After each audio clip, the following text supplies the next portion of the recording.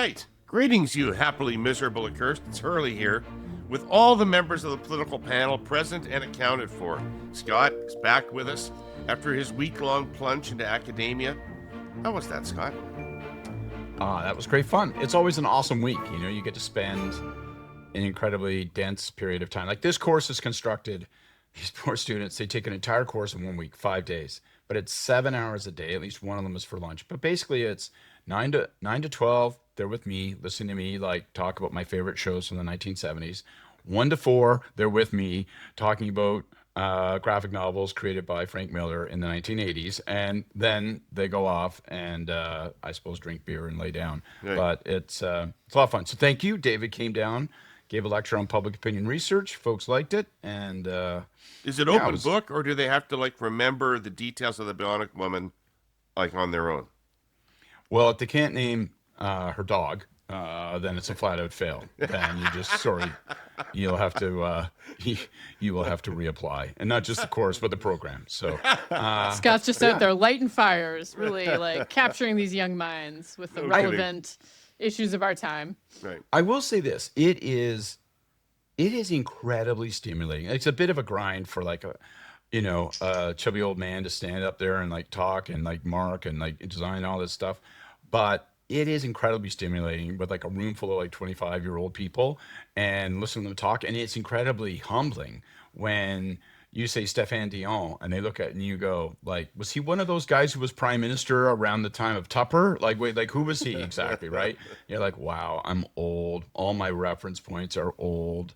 None of your jokes make sense. Like nobody knows what the white shadow was. They do not think that's funny. It's just grim.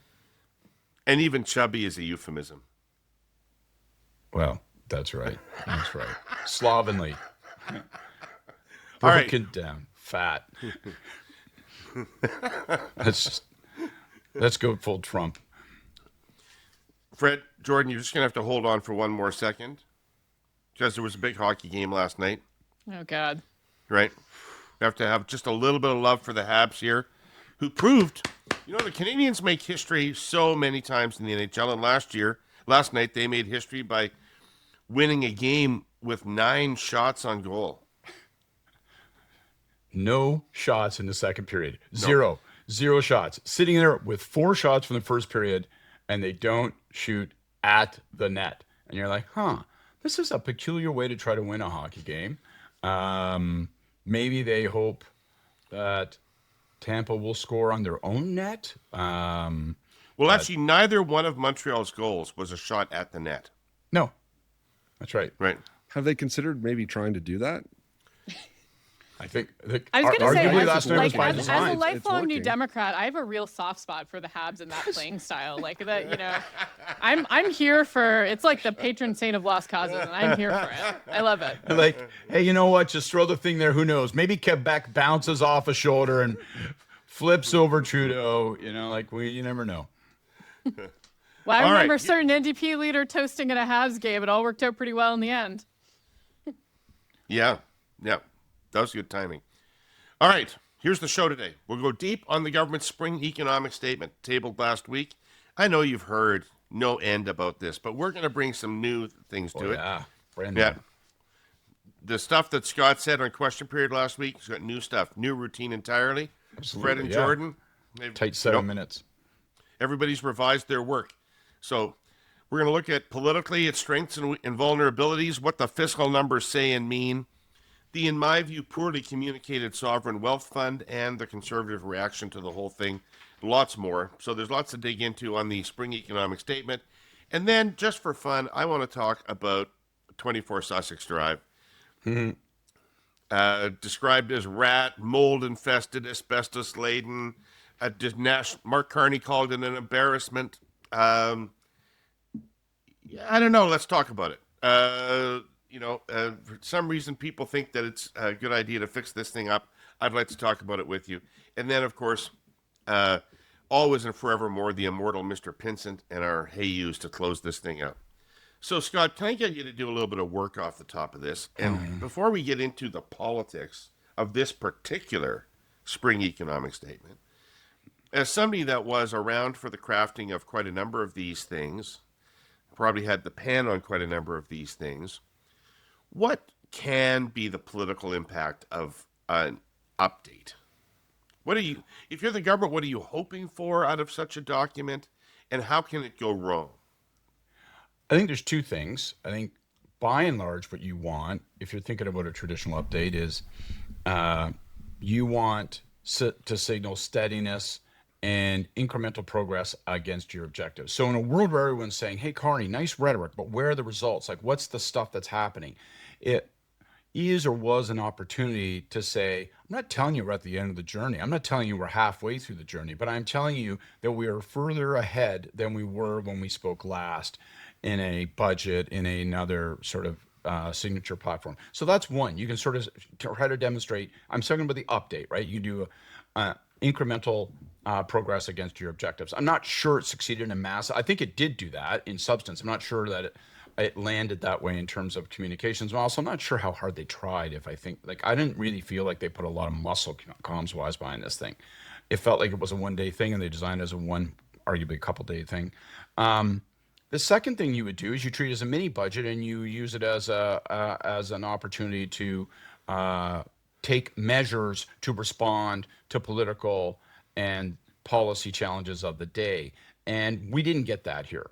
Carney sort of signaled in broad terms this is going to be more like a traditional update. That's the way, all things being equal, that he's suggesting he would like to see it. So the economic update in the spring will be just an update on the numbers, maybe one or two things. But if there was going to be an affordability movement, it happened on the gas tax. The other stuff where they tried to rhetorically sort of, like, remember all the measures we took and we are cutting CPP premiums, but it was a pretty feeble attempt. They didn't lean in fiscally. They didn't lean in communications wise. And the Trudeau guys did that. The Trudeau guys basically delivered 2 budgets a year, really, if you think about it, except for the years where they didn't deliver a budget at all, right? But that was the way they treated an update. They On treated average, it as a yeah. mini budget. And then I think the third thing is what Mr. Martin did, and I'm not sure that anybody much did afterward. I mean, I which kind of puzzles me, because I thought that we did it with some success, is we created the update as chapter 1 in a book that would end with the budget. So we are going to tell you in the economic update what the fucking problem is. Then we're going to spend a bunch of time between the update and the budget reinforcing that problem, right? Roundtables and discussions and public policy and conflicts with people that generate news and all sorts of things to keep that issue, whether it was innovation, whether it was tax policy, whether it was healthcare, whatever it was, keep that in the news, and then have the budget be the fulfillment of that, where you say, here, I told you what the question was in the fall, now I'm giving you the answer in February. Carney has changed the schedule, so now the rhythm is the spring. You got a longer, instead of going across the Atlantic from the fall to the February, now it's, you're going across the Pacific from spring to late fall. And I don't know that they bothered to do it that much. Like, they just didn't lean into it as a major platform. So those are the traditional things. Treat it like a mini budget, or use it as a way to sort of set up your comms narrative and your political narrative. But I don't think they really did either of those. I think it was more or less kind of a traditional economic update, an updating of the books and the accounts, with a couple of almost extraneous things that didn't necessarily fit in. I'm sure we'll come back to the Sovereign Wealth Fund, which I have a take on. And so, they did the gas tax before, they did Sovereign Wealth Fund the day before, and they threw in some measures around training and apprenticeships and all that stuff, which, are probably good policy, but they didn't rock the world in terms of resetting the government's course. There's nothing in this thing that suggested that the government thinks we've moved into majority and we can change the way we do it. We can bully through a bunch of stuff that might be unpopular in the near term, or we can take a risk on something we think is really exciting and high profile. Like, there was none of that. Like, this could have been delivered 6 months ago. It didn't feel to me like it was materially affected by the transition to majority, which I think some people were wondering if that might. I talked about it last week in this space. Cabinet has again upheld the CRTC decision on wholesale fiber internet. That's a big win for Canadians in a couple of ways. One, it means more competition in more markets, leading to lower home internet prices. And two, we now have rock-solid regulatory certainty, which spurs sustained, transformative new network investments. So let me drill down on $2 billion worth of the latter. That's the 5-year investment our presenting sponsor TELUS is making to expand broadband services in Ontario and Quebec. They announced it last summer, but it's more than a compelling figure in a press release or an ad on your favorite political podcast. That money is flowing into communities right now. It builds new infrastructure, it boosts local economies, it creates new jobs, and it bridges the digital divide by bringing world-leading technology and connectivity to our cities and towns, regardless of size. More specifically, TELUS is using that $2 billion to power AI-fueled smart home energy management technology, next-generation healthcare services, home and business security solutions, and innovative home entertainment choices. Lots more, too. These are investments that strengthen our economy and advance social prosperity for all Canadians. Or, to put it more simply, build Canada strong. More next week. Fred, do you think the government is politically stronger or weaker after the update? I think stronger. I think, and I disagree with much of what Scott said. I think the statement worked in that it just keeps reinforcing their narrative. They've got a plan. They're doing something. I don't think it needed to be a groundbreaking change. It shouldn't have been. I think steady hand is kind of a part of Carney's, the brand he's established for himself. There's a few things that came out of there. The wealth fund, it's been panned by many, myself included, not quite sure what it is, but it's something. And I think Canadians realize, okay, we created another envelope to fund more things. So big picture, I think it was a win for them politically, short term, in that it continues to tell a story that they're doing something. And whether it works or not, of course, it's time will tell whether this government's successful. But I think if they were to do any kind of change, say, hey, we have a majority and now we're shifting, it's like, well, I think that would be a risk because, they've been acting for the last year that they've had a majority. Why would you act any different now? You've always knew what you needed to do and you're doing it. And I think that's what I think they're trying to get across and could work for them. Right. Was there anything you were surprised was not there, Fred? No, look, I don't. There's nothing in these mini budgets or whatever they are, these 6 months check-ins that I'm looking for and trying to see. Hey, why isn't this on page 38? I never get into that kind of granular detail myself. So to me, it's just it's an exercise of we have a plan and we're executing it. All right, Jordan, what's your take? Well, I stand by my assessment from last week before we even saw it. I think this is a missed opportunity for them in terms of their messaging. And I think that additionally, I would say now that we see it, I think they've opened up some vulnerabilities on their left flank as well. So one of the things I think it always bears repeating, but budgets, mini budgets, fiscal updates, these are not fiscal documents. These are communications documents. These are opportunities for the government to tell a very specific story. And I think the issue that I would have politically with this one is that they're retelling a story that is successful for them right now, which is around some of the major projects, around attracting investment, things like this. But they didn't use it in any way to shore up an area where they've demonstrated weakness, which is on the affordability question. So I'm not sure what it did for them additional to what was already happening. I don't think anything really. And then on top of that, some of the changes that they've introduced in it, which I'm sure we'll get into, but things like privatizing airports, for example, have the potential to become flashpoints, and not just among progressive voters, but even among their own caucus. So for me, it was a miss. I don't think it added anything to what they're doing politically right now. And I think it might have opened up some pitfalls for them. The affordability measures, they had just done the gas tax, Jordan, right? Yeah. Do you still expect something additional in the budget? Yeah, well, I think sequencing was part of the problem because they did the gas tax far enough out from the fiscal update that was already old news to people, and also it's already been consumed by the rise in energy prices. So Canadians are not going to the pump and noticing that cut right now. They're not feeling that. So I don't think the government is not going to materially get any credit for it. To me, that's a little bit like when they go out and they talk about the tax cut they did, early on in their mandate. People don't register that anymore. So I think that it meant that when they came to the fiscal update, that wasn't what was in the window. They chose to put the sovereign wealth fund in the window, and I would argue maybe a little bit the trade stuff, which I liked, I thought was good. That is doing something a little different for them. That's reaching out to a slightly different voter base. That's, you know, fishing in the pond of the Conservatives and New Democrats. I thought that was good, but the affordability stuff was really lackluster. Like, you want to tell me that the CPP premium cut is an affordability measure? Like, come the fuck on. That is $250 a week for a worker. Like, it's not anywhere near meeting the scale of where that sits in people's issues of concern right now. You know, if there is a single lodestar for Canada in the midst of the chaotic times we are living, it has to be control what you can control. Or, as the PM puts it, take the world as it is. This is not a fresh idea, people. Chaos is as old as humanity. 2 millennia ago, Marcus Aurelius was counseling what he called amor fati, acceptance of reality, embracing events and dealing with them rather than wasting time wishing things were different, and remaining indifferent to what Aurelius called externals, things you cannot control.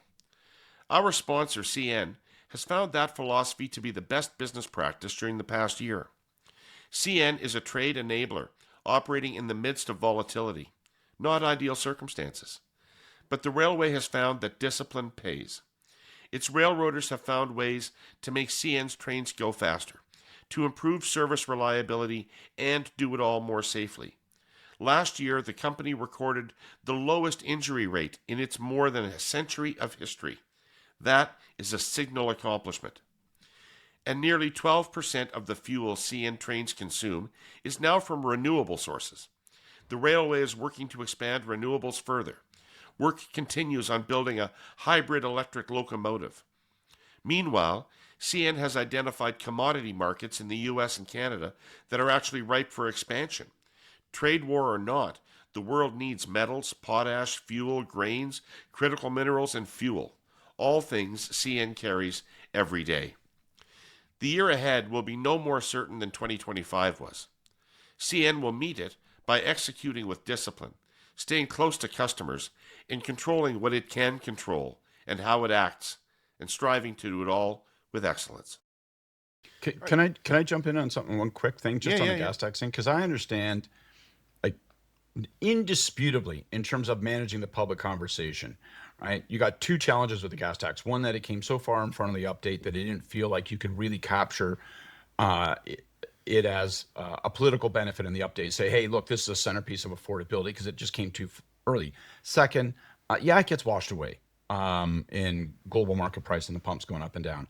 I still think, though, like, there's a counterfactual. Like, if they tried to hold on to it for the budget, right, or for the update, I think that would have been more harmful. I think trying to, and maybe they don't get massive credit because the prices go up and down, but I think the harm they would have suffered by being inactive on the question would have far, far outweighed stuff. And so I don't think they had much of a practical option to say, let's keep this for our planning purposes until the update. I think they would have faced a daily barrage for a month, and then they would have gotten zero credit when they finally moved on it. And then the fact that it gets washed away would have been much more of a political harm to them. Whereas now I think people accept, well, at least, they moved on it, they tried, and maybe I'm not feeling it, but maybe that's not their fault. I mean, Carney is kind of the king of, well, maybe that's not his fault. At least he did the thing that I kind of think on balance, maybe that was the right thing to do, even if it hasn't worked out. And he's gaining from that, I think, on the gas tax and on other factors all the time. Right. Okay, let's talk about the Sovereign Wealth Fund. Fred, when we were talking when we were recording this show last week was when the PM was announcing this thing at roughly the very same time. So we were talking about it, but we didn't know very much about it. I would argue we still don't know very much. I was going to say, it. did I miss something? Yeah. Do you have a briefing note that we didn't get? Share, please. I mean, I think to an average consumer, I would assume that the purpose of this fund remains unclear, and that the value of transferring debt money into a different fund is the value of that's unclear to people. The government must have thought this was a big announcement. They separated it out from the update. They gave it to the Prime Minister. So they must think there's a tremendous amount of significance to this.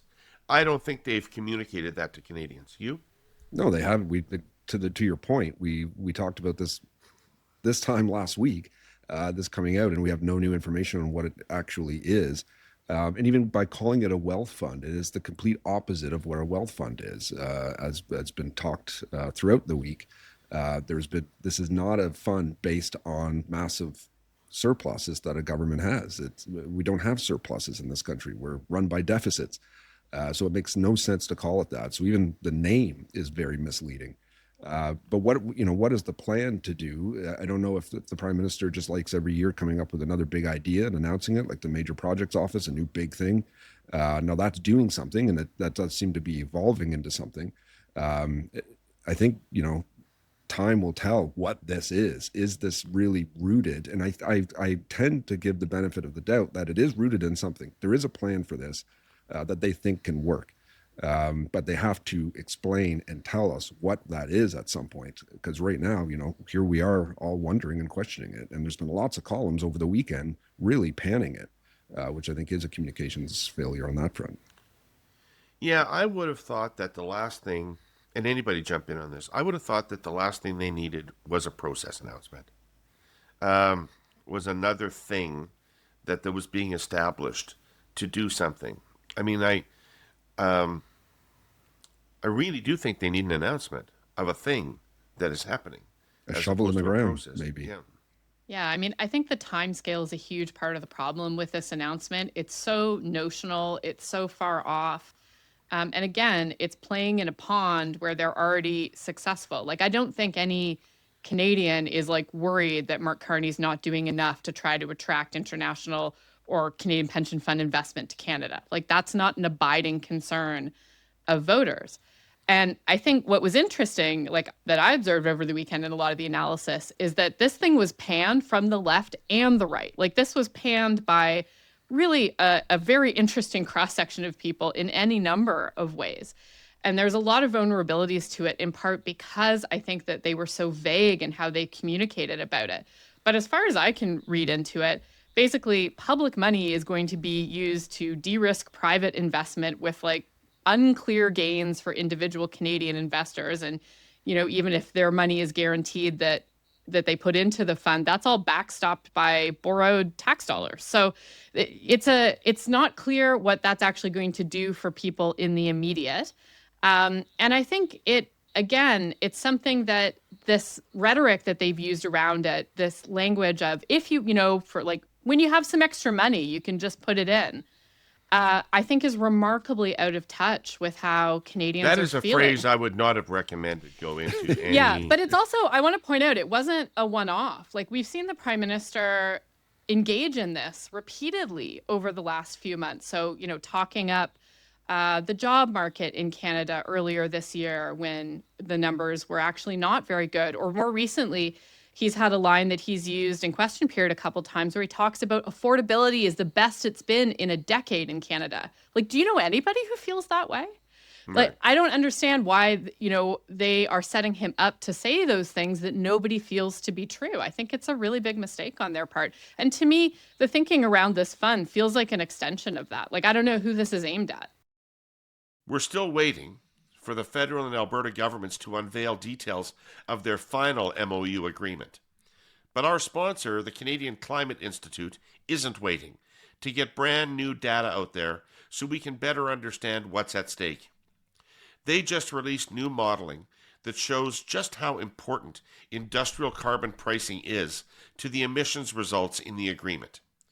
Not that I have to jog your memory, but the MOU involves a new pipeline as well as other policy changes. Among the biggest, a commitment to strengthen industrial carbon pricing.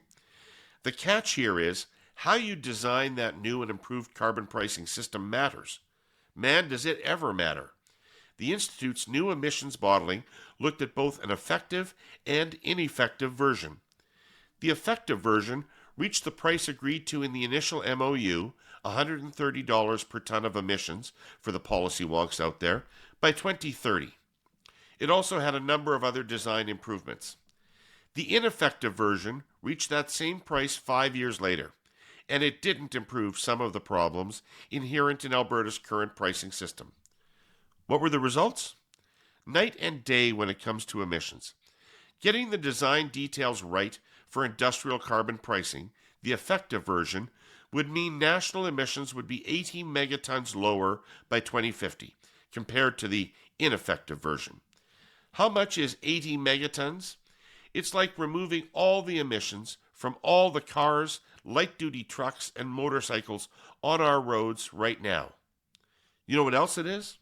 A make or break calculus if we have any hope of reaching Canada's climate targets. There's more to read at climateinstitute.ca. Scott, why do you think they thought it was a big political winner and they should put the PM out the day before to profile it?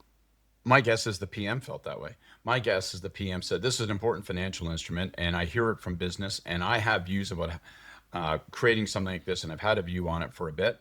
And so I want to give it a lift. That's my guess is that he's saying, I think that we should be shining a spotlight on it. But I think the problem, because everything about all the criticism everybody has voiced are 100% valid in my view.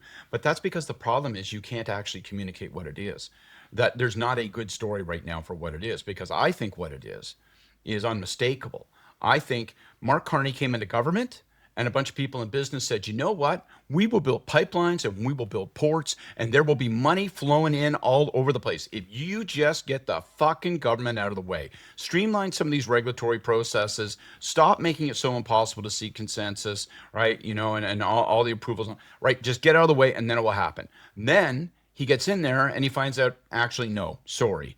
That's not what the private sector is really saying. It says, I want you to change all the approvals process. I want you to have one window, one project, and actually, I want you to de-risk it. I think that Jordan is exactly right. They're saying, we also want you to de-risk everything. That means we want you to put government money in. And although we look around and go, well, what's the fucking point of this thing? Don't they have all these, they had the Canada Infrastructure Bank and the Canada Fund and all that Which stuff. has just been a resounding success, by the way. But it won't do what they need. Right? It won't do what they need, which is that if you have a big infrastructure project, right? Now business is saying it won't proceed unless government puts cash on the barrelhead. And so you need to directly infuse cash, and a loan from the CIB isn't good enough because that doesn't de-risk the project from you and all that sort of stuff. And these paltry funds that are financed off the balance sheet on a day-by-day basis, they're not sufficient, right? So we need a fund. And so they went out and they created what we did in the 1990s, David. They created the CFI. They created the Canada Foundation for Innovation, very much like it as a piece of architecture, something that's off book, right? Still registers against our debt, but it doesn't register against the deficit, right? And it's a little bit arm's length, so be able to say, well, it's being administered independently. And I think what it is going to be for asset recycling. It is going to be used to actually put cash, not loans, not to and it won't be, as they sort of make sounds, well, obviously it's going to be commercial and all that sort of stuff. I think it is going to be cash on the barrelhead to try to de-risk some of these big things. And we're going to see that money from this will go in to the pipeline, and they'll argue that money will come back into it. But in order to do that, it had to be off book, right? It had to be set up a little bit apart from government, arm's length, and it had to look the way this looked. But they don't want to talk about that right now. So they, on the one hand, wanted to make the announcement and have it be received well. They wanted it to be celebrated as a wealth fund and say it's wise, but it's not a wealth fund. And they needed to structure it the way they have so that it can actually fix the problem, which is to funnel money into these major projects directly and underwrite and de-risk what the private sector is unwilling to bear. So that makes a lot of sense, and that could well be true. You smuggled in a phrase though, and you smuggled it in, and it's become something that I've read in the last couple of weeks as a term of art, and it's so benign. Asset recycling. It sounds so benign, yet Yeah. I know that behind those two benign words is a fucking pit of political trouble. You know what's behind those two words, David? Two more words that you and I lived through. Hydro One. Yes. Right? Yes. We'll unlock the value. Yeah. I swear Fuck to God, off to that. Don't say that. Nothing radicalizes me faster than hearing liberals talk about unlocking the value of public assets. Like, There's major risk there. it is a Major political risk. huge political risk. And also, like, I mean, I think there's real credible reasons why these decisions are problematic for the public purse. But I think that politically, this announcement, to me, it feels like, like the energy is like we're under the trusteeship of Goldman Sachs here. Like the problems are being solved with that mentality. And I am so struck by who was asked to wait in this fiscal update, like what was treated as urgent, right? The idea of attracting investment and de-risking these private projects was treated as urgent, but the affordability issues were not. Like, I think that's a big problem. Fred, airport sales, good idea politically? I have no idea. I do not know how that plays out. I've never lived in a world where I've known that to be a thing. Obviously privatization usually could be a very good thing, but it's just something I can't wrap my head around that Canada would be looking to do that. It's not, when was the last time we've had private airports at that size? Has it been a thing? It seems They won't sell them; they'll incredibly- tap them. What Right? do you They're gonna say, listen, right? We're gonna create this shares entity, and then the private sector can withdraw 49%, but no more. They can't have a controlling interest. There'll probably be some restrictions with respect to the amount that any one party, maybe some foreign restrictions on it. But they'll then say, then we'll be able to take the value of that and we'll be able to put it into the sovereign wealth fund and then use it to redirect investments toward other things like the port. And that's how so they'll have these protections and arguments. They're going to make these things. And I'm not saying don't do it. I'm just saying understand. Like, don't sit around in a room as you're designing this thing and bullshit yourself that it's going to be politically simple and you're not going to run into rough waters, because there are too many examples of it not going well to ignore. If you listen to Cursive Politics, you're likely obsessed with other under-the-hood stuff, the trade-offs, the systems, the why things are actually hard. Stuff like Chris Hadfield's On Energy podcast. And yes, that Chris Hadfield, astronaut, writer, singer, calmest human alive. On Energy treats energy the same way spaceflight does, as a system where physics, politics, economics, and human behavior all collide. Episodes jump from rising energy demand to power grids to space energy innovation, but always grounded in real conversations with people who work with this stuff. And here's the Artemis connection. Yes, that news-making Artemis, getting humans back to the moon, isn't about flags and footprints. It's about energy, power systems, reliability, long-term thinking, the same questions we deal with down on our pod, just with higher stakes and no margin for error.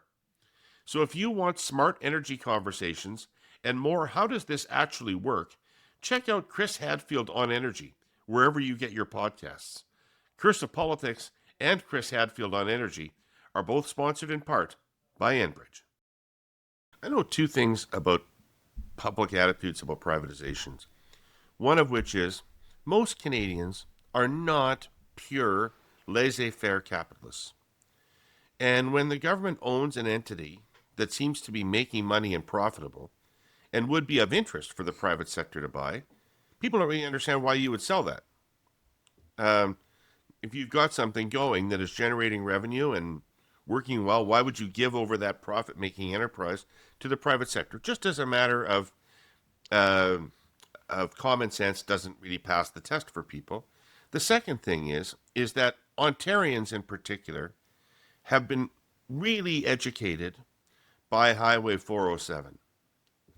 And the conclusion that they have drawn is that governments are either too incompetent or too corrupt to execute on this in the public interest, and that they'll be taken by the private interest that they sell to. And so not only is it a bad idea to sell, you're going to get a bad deal when you sell. So that is the wave of cynicism you have to overcome, in my view, to make the case for something like this. And I would add a third thing, which is that costs will go up for regular people. Like, that's really the kicker, I think, in terms of the risk for all of this. And the idea that revenue generating public assets are like some kind of maple tree that they can tap is, fascinating. But I think that the risk here, particularly with airports, and this has been tried in other jurisdictions, like Australia tried this, and it has sent ticket prices higher for regular people.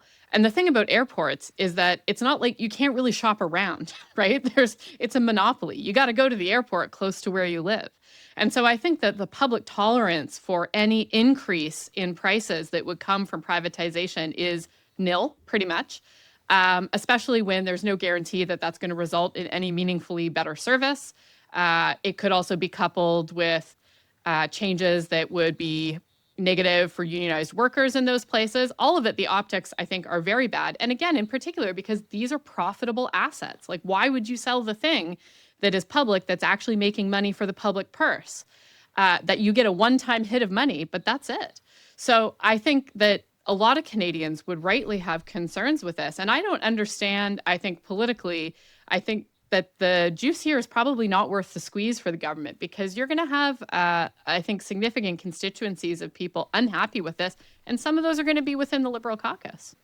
Well, we may not be imagined enough from a financing standpoint to really know what the full scope is, right? They may think that there are areas that are less triggering for people, right? Like, I don't know, you take a look at some of the other physical assets that the federal government possesses, and maybe they put those things together in some kind of vehicle, and you put shares at it, and you say, now we don't have to sell these things off, but we can withdraw the value of it up into 51%. And then, and they'll say to people, we'll have some measure of regulation around it, and people won't believe that, because people think that once you introduce the profit motive into the ownership of it, that inevitably they will find that they end up getting priced up, which may be why, to try to offset this, they've immediately, the only detail we got about this thing was the suggestion that Canadians would also be allowed to invest in it. There'd be some retail mechanism.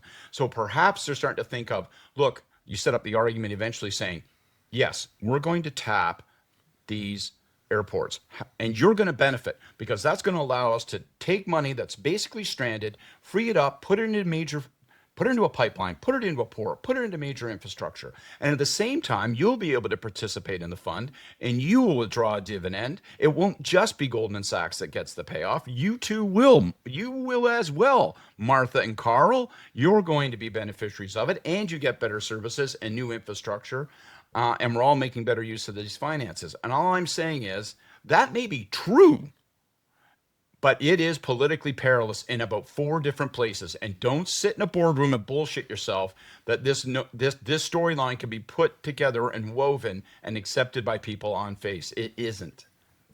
The other thing the other trap I'm looking forward to on this airports thing is the people talking about how lousy Pearson Airport is and the need to improve Pearson Airport. So this is the tiny top percent of travelers, global travelers, who compare international airports to each other, right?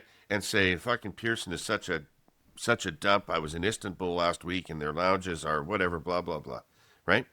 Most people fly maybe once a year. And they fly to a vacation destination, or they fly to visit family somewhere.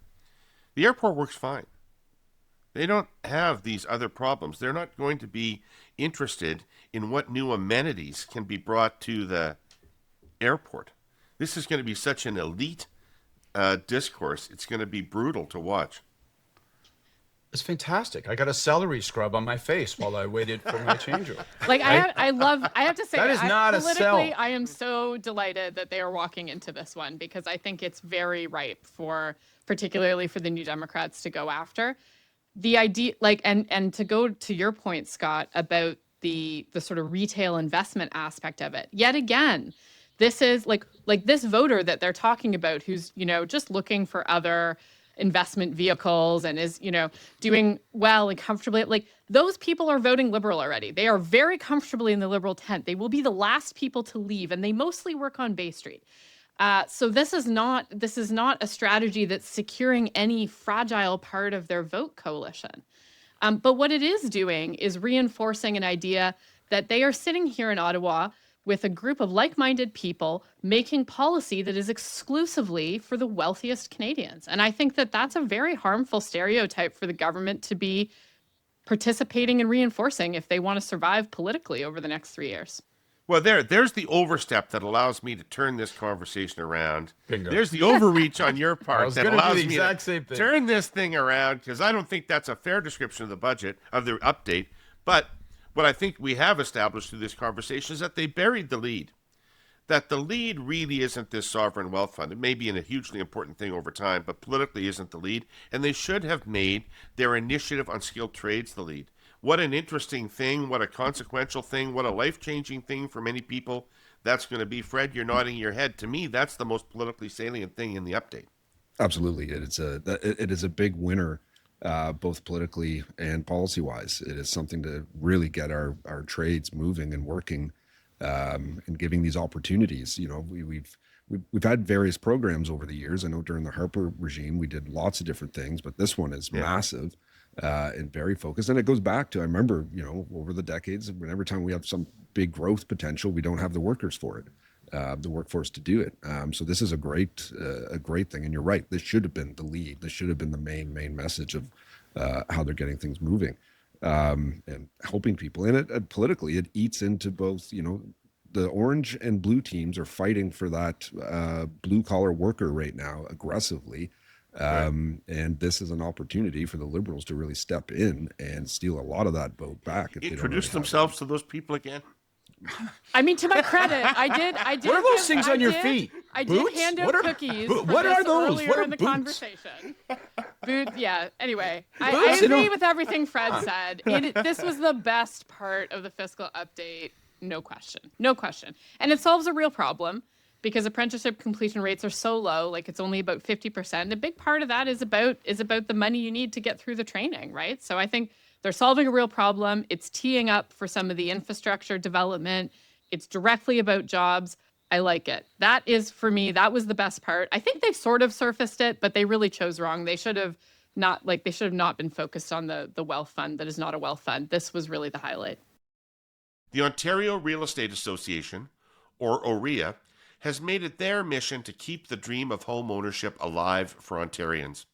One of the best ways to do that is by providing incentives and new innovative pathways to home ownership. That's why OREA and the nearly 100,000 realtors they represent were pleased to see the announcements by the federal and provincial governments to expand the HST rebate for new homes from just first-time buyers to all eligible buyers. This will help move the needle for buyers on the sidelines and breathe life back into the housing market. But this benefit will only be in effect until the end of March 2027. To go a step further, OREA proposes the HST rebate continue for at least 3 years. This is one of the many ways government can continue to keep costs down for home buyers and help more Ontario families afford a home in their community. Find out more information about OREA's policy solutions at orea.com/advocacy. Well, it does take you back to the wealth fund, because I think that if the Prime Minister's office was here and the camera was off and the mic was off and they were being direct with us over a pint of beer, they'd say, you guys are wrong. And that's bullshit, because look at what we did with the Prime Minister after the update. We put him on the road for 3 days, and every single day was trying to surface the apprenticeships and the training measures. That's what we spotlighted. But, right, what comes first signals what you care about most. And because they put the wealth fund out first, people were like, I guess that's the big thing. And they talked about it in, we're going to use the sovereign wealth fund. Think of Alberta, think of the Norwegians, and think of the glorious future that will be vaguely painted for you of benefits. And so then it made it hard for them to surface it. I think arguably, and you guys know, particularly Jordan, I think you know better, but I also wonder if everything I've heard about it in the small amount of this world I know is that the apprenticeships and the training stuff were well designed, and that policy people say, yeah, this is actually getting at fixing some of the things that have been a problem with it. This design is correct. I don't know if the money is sufficient enough to really move the needle, and I don't know if anybody knows how much money is necessary to move the needle in order to genuinely incentivize those hires, genuinely incentivize people to move into that stream, all that. So they maybe, in addition to the wealth fund, they needed to spend more cash just to shock that sector and generate more attention. But it wasn't the centerpiece, no matter where they put the PM. So now, having talked about it so glowingly, it's supposed to really kick in and start generating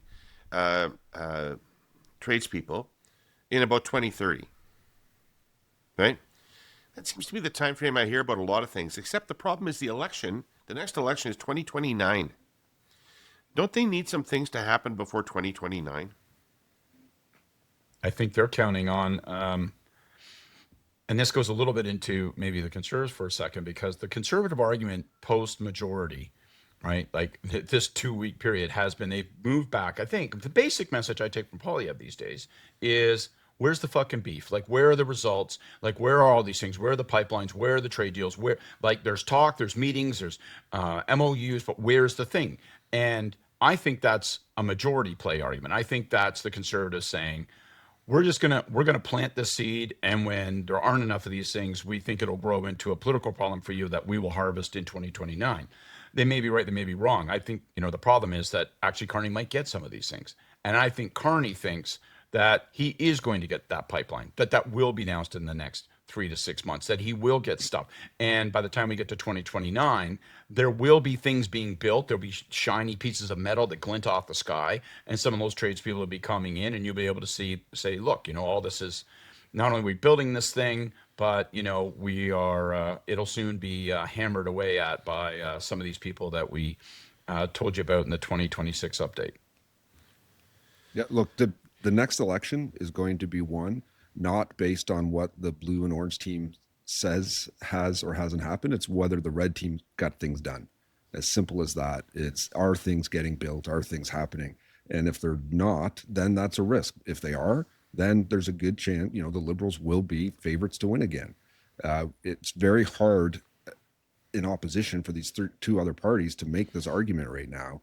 That things aren't fully happening until, we see if they get built or not. And I think Right. it also, you have to evaluate this in a potential post-Trump environment. It's going to be really different. And that's going to change the calculus, I think, about how Canadians evaluate Prime Minister Carney's actions. And there may be more appetite for change. I think there will be more appetite for change at that point. Change from what though? Like, they have changed from Trudeau, right? Like, this is a brand new government in so many ways. So it's very hard for the other teams to say, "Hey, we need change now." Well, after a few years I of think Carney. change in emphasis, right? Because if they are not able to get their hands around some of the affordability and the public services stuff, some of the healthcare stuff, there is going to be demand for that. So, Jordan, being as objective as you can, what do you think about the kind of approach Polyev has landed on and the Conservatives have landed on in opposition to this? It certainly seems more aggressive and more dismiss. There's been a number of iterations of this, but the last couple of weeks has been, boy, we're not giving Carney any quarter. We're not granting him any credit for anything. We're going right at this, and we're going to take our alternative viewpoint to what he's doing, and we're going to drive it hard. Yeah, so I think it's all conditioned also by what Polyev is experiencing internally in his caucus right now. So there is a need for him to appear as a strong alternative. And so I think we're seeing him lean into that persona. I think the risk is that if he is so negative and oppositional that they're crowding out more positive propositional things, that can be a problem for them over time. Because if all of their solutions are just very similar to things that Carney's already picking up, and it's a matter of degree, as a New Democrat, I can tell you that this doesn't go far enough is not a very helpful political argument. It's not very mobilizing. I think it also risks reinforcing some of Polyev's more negative leadership aspects, and it puts him in situations where, and we saw this over the last week again, where he's going very personally after the prime minister. He's adopting a tone that is, again, very hostile, very personal, very negative, which I think is not helpful for him at this point. That is part of what is driving his own personal numbers down so much. So I think he's caught in a pretty cunning trap of his own making right now. And I'm not sure that this is going to age well for him, even just over the next year. So, Scott, I'm leaving Fred to bat cleanup on this. So, Scott, one thing that I noticed, though, Leger came out with a poll this week. And it had the Liberals at 48. Unbelievable, number in Canadian politics. And obviously nobody with 48 is going to lose a Canadian election. Okay? The Conservatives were at 37. Okay? 37 points for the Conservatives is about 2 points below what Fred would have considered their ceiling to be when he worked for Prime Minister Harper in the 2010s, the 2000s, and about 8 points above what would have been considered to be their floor around that period of time, 29-30%. So there has been a realignment, right? And the question is, before Liberals get too cocky about this and before Conservatives get too down about this, remains whose realignment is more durable? Is 48% durable? Because the 37% looks pretty durable. I I agree with you. The 37%. I think we have witnessed. Now we're going to sound like a political science class, for Christ's sake. But I think we have witnessed a realignment. I think. Sorry, Jordan, cover your ears. I mean, this can change, obviously. But for the time being, we have moved to a two-party system, and the second piece that's realigned is that the Conservative coalition, the Conservative voter cohort, has risen and hardened. Right. So I think it's higher than it used to be. It's no longer 30. It's now closer to like 35, I would say. And it's more determined. It's less vulnerable to circumstance and to events and things. Like, I think it's going to be awful hard to change that 35%'s mind. All of that can get scrambled if the NDP start to rise and who they bleed from and all those kinds of things. The challenge is, though, that, I mean, it still remains what it is, at least in the near term, and I don't know how long the near term lasts, right? 37 isn't good enough if your opponent has 48 or 44. And so how do you deal with that? But Jordan can't believe the New Democrats are still voting Liberal, given the corporatist nature of this government, right? Oh, no, I believe understand it. But Thank God they're not voting today. This is where I think Polyev is making an error, because I think there were two problems that Polyev had and Conservatives have. Right, Conservatives with Polyev have two problems, and we just talked about some of the advantages they have. He's helpful. It isn't just these things are forces. I mean, he himself has created some of that 35-37%, right? But he's had two problems. One, people don't think he's better suited to take on Trump. And Trump has been the defining, even if you talk about affordability, and I mean, all of these things link back to Trump, our political insecurity, our economic insecurity that he is at the center of. And the second problem is people think that he's a dink, right? They don't like his tone, his manner. He seems abrasive and unkind and overly partisan and seems to revel in partisanship. And I think as soon as the Liberals still haven't figured out what the new rules are of majority. They're not yet acting like they're in a majority completely. Yeah, they've done the committee stuff, right? But they haven't quite figured that out. I don't think we know what their tone and character will be as a majority government. But the Conservatives took that lesson, I think, in retrospect now, immediately. And immediately the lesson was, you know what, fuck it. This hasn't worked. I'm back to being me, right? Let Polyev be Polyev. And you saw it like overnight. He dropped all the pretense of, I'm going to soften myself. I'm going to do this, all that. That was all gone. Right? And like $1 million ad campaign got overwhelmed by events. It's just washed away. That whole narrative is gone. And so, yes, where are the results? That's a long-term play. It may be strategically, it may bear fruit. It may not, by the way, but you can see how there's a rational case for it. And yes, maybe Trump, we'll see, maybe Trump goes away by the time of the next election, although I would think the Liberals would be stupid to allow that.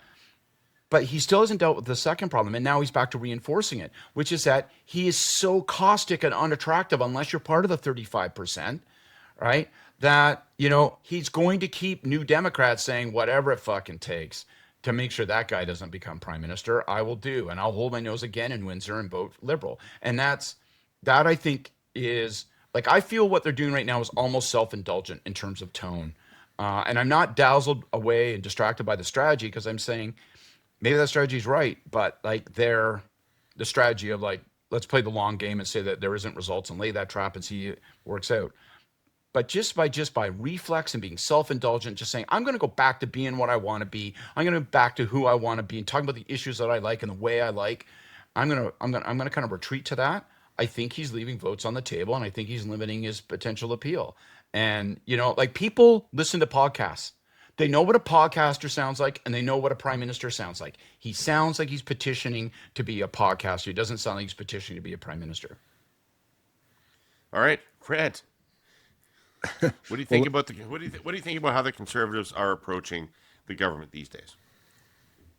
To your point about the Leger poll, 37%, just on that first, that is an amazing number and something to always be excited about in a three-party system. That'd be great.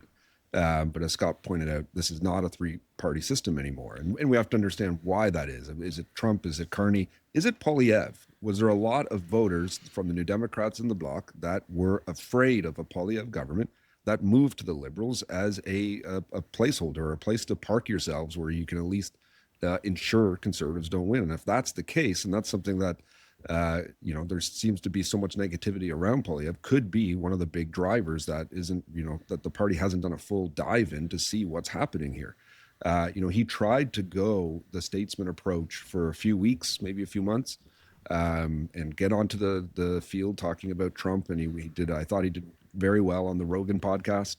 But yeah, as soon as the majority came, he went right back to, I think, who he really is, or I shouldn't say think, who he really is what he's doing now. He's going to try to be that scrappy, throw punches at every single thing you can. I don't think it's the time and place. I don't think it's going to work. I think he has the risk of, when you go out there and attack the prime minister's education, when you go out there and attack what he's doing, in the way he's doing it, it feels like you're almost rooting against him now. You want him to fail. And I don't think in the situation Canada is in, no one should be rooting for our government to fail. We want him and his government to succeed, particularly with the fight that we have south of the border. So he's at a risk there of just making his negatives even more baked in and even more downward spiraling. And that's a big, big problem. And I don't know how he's going to get out of that. I don't think he can now. I think given that's the path he's chosen to go down, caucus right now, they're not happy. No one's organizing against him yet, but the majority is only a few weeks old. We'll get into the summer, and it'll be interesting come fall. Where are we as a party? Where are we in terms of our numbers and our leaders' numbers? And how restless does caucus get then? So I think fall is the time to watch for this and where a change could happen. Because right now, so much is out of our control. When you're an official opposition in a majority government, there's not a lot we can do, but we could try to not be assholes all the time. Well, thanks. That was an awfully candid piece of analysis. Appreciate it. And it makes me think, Jordan, that maybe between Scott and Fred, we actually stumbled upon something a little bit profound in this episode, which is that Poilievre might have been a very, very effective leader in a three-party system, but is a terrible choice in a two-party system. Yeah, I think that's possible. I mean, what really strikes me is that I don't think because he's able to galvanize that 37. Yes. Right? But it's not enough. But can't grow it. It's not right? enough. Like that's the for the Conservatives, that's the painful truth, right? That is not enough. He needs to be able to grow beyond that. And I think what I'm really struck by is that it's clear that he is receiving advice, that he is cognizant of the need to turn around his negatives, hence what we saw for that, like, I would charitably call it a 2-month period where he was attempting to be more statesmanlike. But that he's not capable of sticking to that, despite the party sinking $1 million into an ad campaign, which, by the way, is completely wild that you would do that and then just absolutely wipe it away with another change in strategy so rapidly afterwards. Turning around negatives is an incredibly difficult political communications task. It's very, very hard to do. And if you are going to do it, it really requires a long investment in that messaging change, in presenting that leader differently, and in reinforcing that with paid media and doing it over a very long time scale with the public, especially somebody whose negatives are so baked in as they are with Poilievre. He is a very known commodity to Canadians. So that's going to make that work in reversing those negatives even harder and even longer.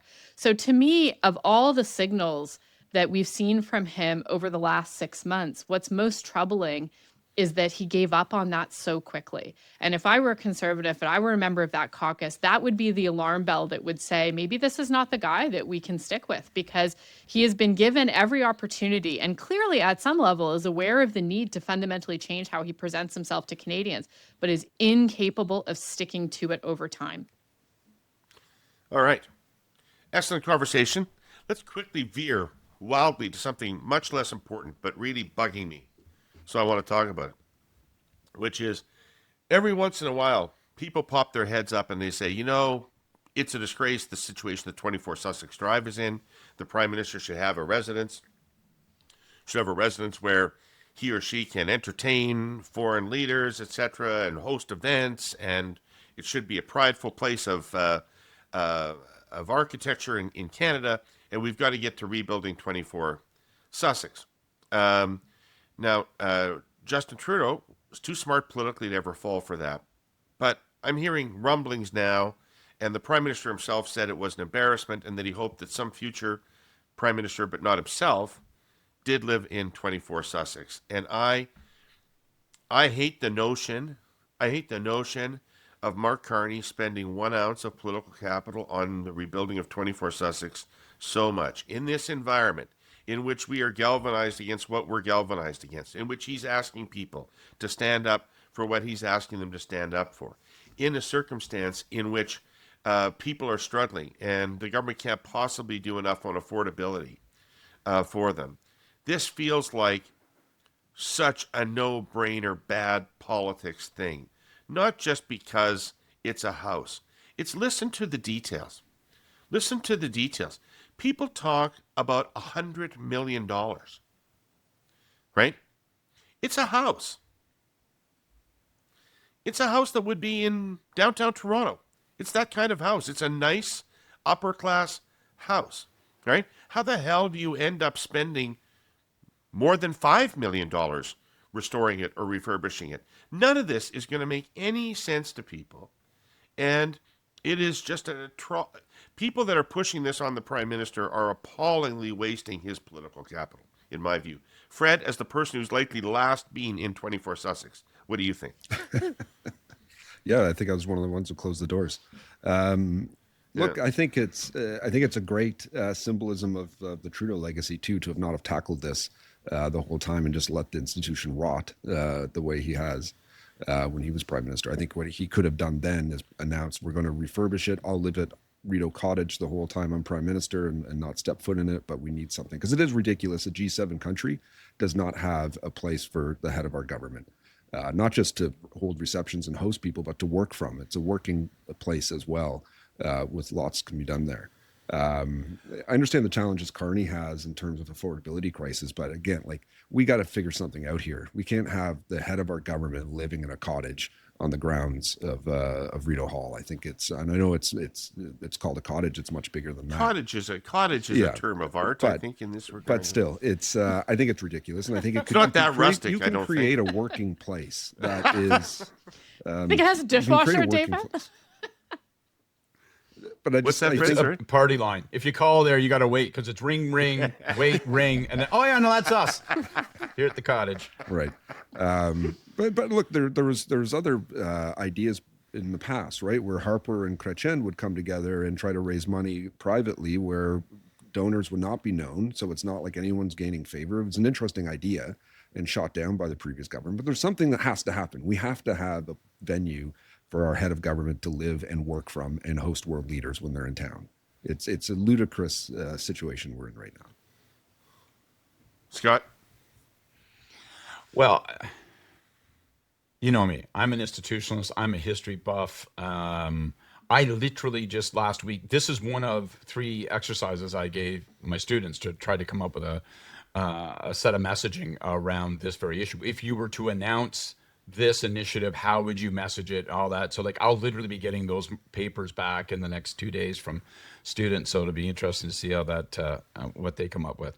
I want to see us do it. I recognize what you're saying, David. That's the real politic of it, indisputably.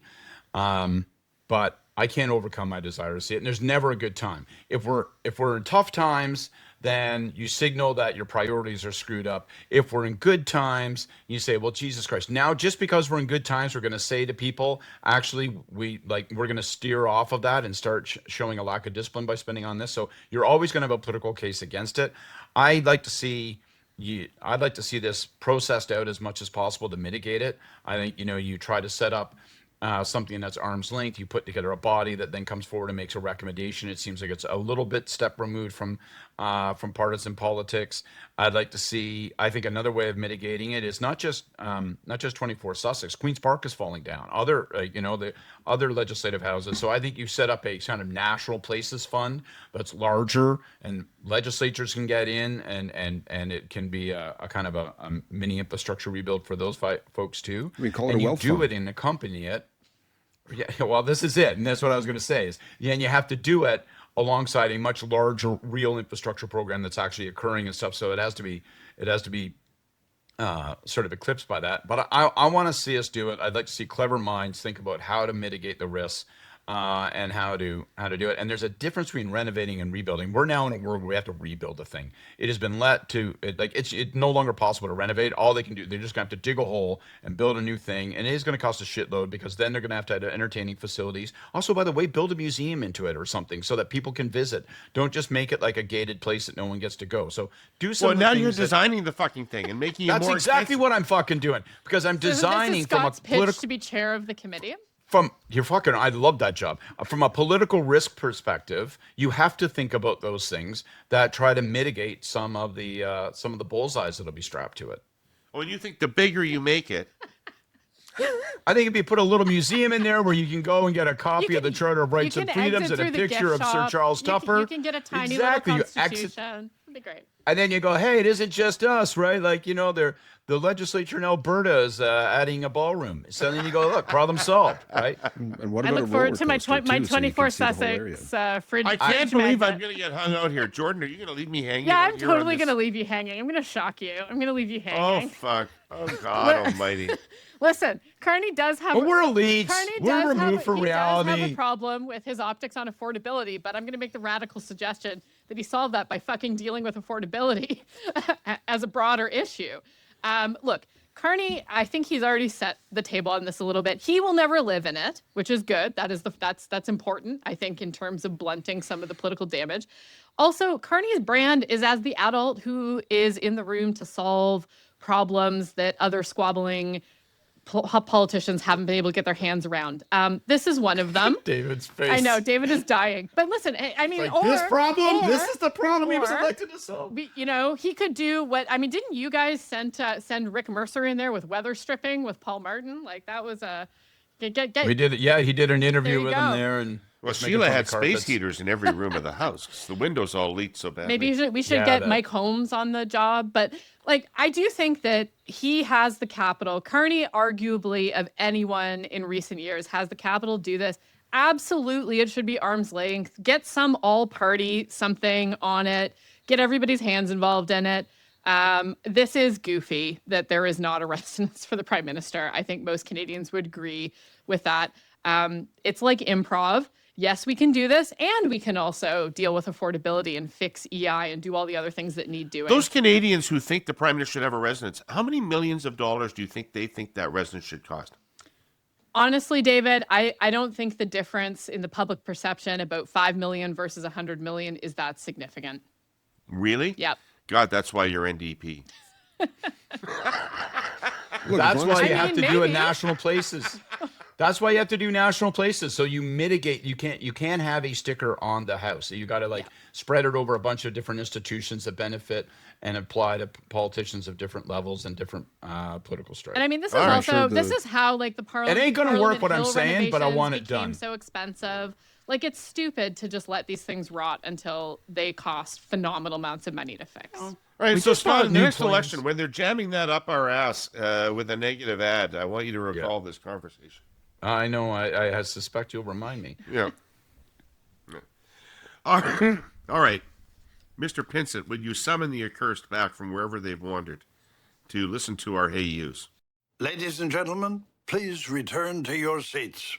The Hey Yous are about to begin. Jordan always has a hey you, so I can start with her comfortably. I do have a Hey You. This week it is going out to Elections Alberta and the RCMP. What the fuck is going on out there? Do you guys see the news about this last week? About the almost 3 million names and addresses and all the personal data from the electors list being put into a publicly accessible online database by the Centurion Project?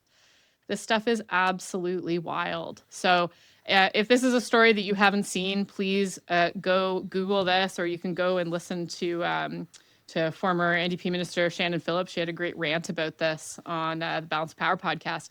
This is wild. So, allegedly, this list was given to the Centurion Project, which is involved in the separatism movement, by the Republican Party of Alberta. This is what's alleged. This is huge. This is the personal information, the home addresses of all sorts of people, elected officials, judges, doctors, all kinds of people that was put basically on the open internet. There are several wild parts to this story, including that Jen Garrison tipped off Elections Alberta about this a month. It's incredible. A month. Her stuff has been amazing. Before, and they basically looked at it, we're like, well, there's really nothing we can do. And then it turns out actually there is something they can do a month later. So this has been out in the wild, in the wind. Who knows how many copies of this information now exist out there? I think this is completely outrageous for many, many reasons, including that it is already really generally more awful and sadly dangerous to be a political official than it's ever been these days. And having this kind of information out in the public is a genuine public safety risk for people. And the idea that this has been out there and that it has been accessed God knows how many times, I am so hopeful that Elections Alberta and the RCMP will absolutely throw the book at the people who did this, the people who accessed it, the people who are using this personal information. Like, there is a reason that there are incredibly strong limits on how parties use the electors list, because this data is valuable. This data is very important. And this is just an outrageous violation of that public trust. So I hope they throw the book at the folks who did this. And I think that it is just a genuinely, like, there's been some very bad stuff. Like, to be clear, in the separatism movement, we saw last year that Project Alberta, they were fined over $100,000 for Elections Alberta violations. So this is all in the wheelhouse. But we've talked a lot, for example, about the risk of foreign interference in our elections in Canada, the risk of maybe Russia or China or even the US becoming involved in some of these really important votes. Like, there are bad actors here at home, and this is a really good example. So I hope they get the book thrown at them. Well, it's an amazing story. It's truly Certainly, wild. it definitely appears that when the separatists lose, they won't have any excuses. Who else has a Hey You? I can jump in. Do we it. We talk about Queen's University enough here, so go back to St. X for a round, and a Hey You to Frank McKenna, who donated a massive amount, 20 million, to set up scholarship programs at the university in Antigonish this past weekend. So I thought it was a great thing, and a great reminder that Liberals do go to that school too. It's just not it's not only a conservative school. There are some Liberals. I think that Frank and a lot of other people were turned on to that school by Brian Mulrooney, who put that in there. I think Brian Mulrooney, I'm pretty sure he's why there's a Gerald Schwartz School of Business 100%. at St. FX University. 100%. Played a role. Because Gerald Schwartz is from Winnipeg. Scott, Hey You. I was going to do Elections Alberta too, but my backup is this, since it's been so thoroughly examined by our friend Jordan. My Hey You's to Peter Armstrong, CBC journalist. And the reason I'm calling out Peter is he does great work every week and writes he does great work that every everybody week. should read. And absolutely, and he did something because he did something that I did as well with the update. So first thing I did with the update was I went to the back and I looked at the tables, having done updates and budgets all those years with the likes of Pete DeVries and everyone. I wanted to see what they were pegging oil at going forward in their estimates, and it's $73 a barrel. And right now, and I know now there's a temporary effect caused by the chaos in the Middle East and the Strait of Hormuz. But right now it's running at $102 a barrel. So when I look at this thing, I immediately think to myself, they have embedded a huge benefit. Now, it won't stay at $102 a barrel, but the effect is probably going to be less temporary. Because Iran is defeated, my understanding. They're defeated. So this thing is over, David, Yeah. right? Like, you can assume it's going to be all wrapped up by Saturday. Yeah. It won't be 102, but I don't think it's going to be 73. And I think it's likely to stay at 102 for a while. It's going to be less temporary than people suggest. And I think the easing is going to be less significant than people think. And as a consequence, there is going to be an embedded benefit to the Treasury. There's lots of other negatives, obviously, to all of that, the price we pay and dampening of economic activity elsewhere. But to the Treasury from oil revenues, we're going to see a big bump. And so come the fall, the Prime Minister is again going to have the opportunity to say, right, we actually exceeded our deficit targets by a substantial margin. In fact, I was able to invest a bunch of things since the update. I spent X billions of dollars and still am able to reduce the deficit. So he'll have his cake and eat it too. He can make investments and show a downward track on the deficit. And the reason I call out Peter is, and I apologize to others who may have made this point, he is at least the first and loudest that I noticed. The CBC coverage included a call out to this. He wrote a piece about it. He was talking about it day of. He was talking about the next day. And I think it's the most important undiscussed aspect of the budget of the, sorry, I should say, well, it will be of the coming budget, but of the update. So hats off to Peter for spotting it and circling it. Excellent. Very good. I'm a big fan of Peter Armstrong's work on the economy. Learn a lot from him all the time. My Hey You is kind of adjacent to that, which is one of the things I thought about when I saw the update was that after 10 years of increasingly loose fiscal policy from the Trudeau government, Carney has come in and running deficits like we haven't seen in the country before.